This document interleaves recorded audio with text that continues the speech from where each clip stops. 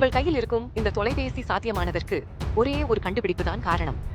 1897 லண்டனில் உள்ள ஒரு சிறிய அறையில் ஜே தாம்சன் ஒரு ஒளிரும் கண்ணாடி குழாயை உற்று நோக்கி எலக்ட்ரான்களை கண்டறிகிறார். 127 ஆண்டுகளுக்கு பிறகு வெறும் இயற்பியலால் மட்டும் பதில் தர முடியாத ஒரு கேள்விக்கு பதிலளிக்க ஆச்சாரிய பிரசாந்த் கேம்பிரிட்ஜ் பல்கலைக்கழகத்தில் உள்ள அதே கேவெண்டிஷ் ஆய்வகத்திற்கு வந்திருக்கிறார். நான் தப்பா சொல்லலன்னா பிரதீப், இந்த எலக்ட்ரான், நியூட்ரான், புரோட்டான் எல்லாமே இங்க தானே கண்டுபிடிச்சாங்க இல்லையா? ஆமா ஆமா.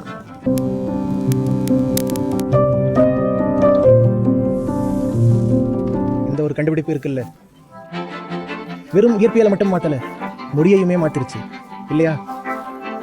அட்டம் இருக்குல்ல, அட்டம் அப்படிங்கிற வார்த்தைக்கு ஆரம்பத்தில் என்ன அர்த்தம்னா அழிக்க முடியாதது, மேலும் பிரிக்க முடியாதது அப்படிங்கிறதான் இருந்துச்சு.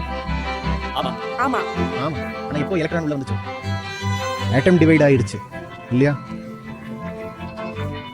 இது வெறும் இயற்பியலை மட்டும் மாத்தல, மொழியையுமே மாத்திருச்சு.